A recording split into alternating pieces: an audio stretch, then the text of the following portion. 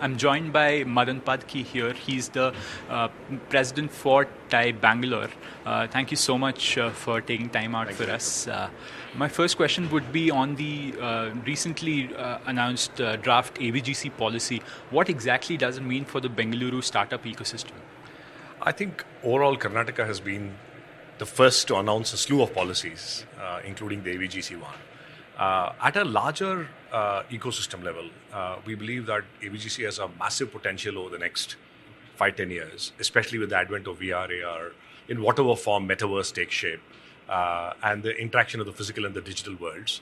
I think Karnataka, as usual, has taken the lead to start defining the draft of an AVGC policy. I'm sure it will come up for a variety of conversations, and it will get evolved around the way. But I think it's a great signal for entrepreneurs to say, hey, if you're building anything in that space, Bangalore and Karnataka is the way to be. Not just Bangalore, but you look at the thriving Mangalore ecosystem. Rohit Bhatt built a gaming company out of Mangalore and sold it to a Japanese consortium for $100 million. So I think the Beyond Bangalore story is also thriving in the AVGC world, and huge amount of potential. My next question would be on the general startup ecosystem. You, as president of TAI Bangalore, would have an eagle's eye view of it. What's the sentiment right now? What are investors thinking? Institutional, non-institutional angels? What are founders thinking? Are they a little picky? What's happening?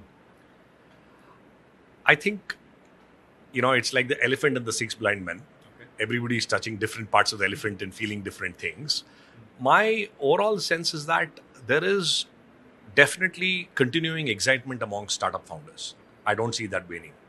I see, if not more, equal number of startups or youngsters that are getting onto the startup bandwagon, coming out with great ideas.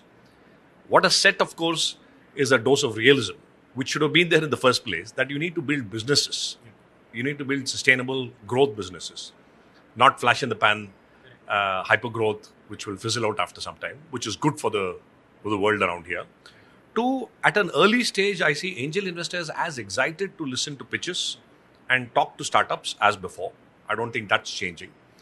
However, of course, as you grow, for the growth capital, a Series A, Series B, Series C, more serious questions are being asked. More time is being taken by investors, which I think augurs a good sign, because we are here to build Bengaluru and Karnataka for the next 100 years and not to be in the flash in the pan for the next 5.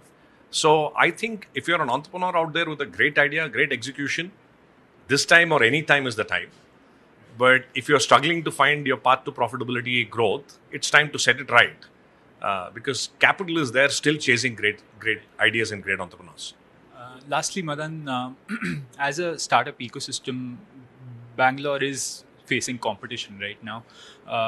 What do you see as threats for Bangalore? Are the threats the other cities, an emerging Noida or another tier 2 town basically, or are the threats from within Bangalore? I think, at least for me, for Bangalore, I think we just need to focus on what we're good at. We've got some unique secret sauces, so to speak, which makes Bangalore what Bangalore is. If we just focus on our strengths and start chipping away on the weaknesses, we all know what the challenges in Bangalore are. We need to continue to grow and attract entrepreneurs to come and settle in Bangalore and work from Bangalore and beyond Bengaluru cities. I think the opportunities are huge. In fact, next year at TAI, we are hosting the TAI Global Summit. We are visualizing this as the world's largest celebration of entrepreneurship, rightfully so in Bangalore and Karnataka. And the dream that I've taken up is that Bangalore should no longer be called as the Silicon Valley of the East, but after this, Silicon Valley must call itself the Bangalore of the West. That's a great note to end our conversation here with Mr. Madan Padaki here. Stay tuned for more updates from the Bengaluru Tech Summit.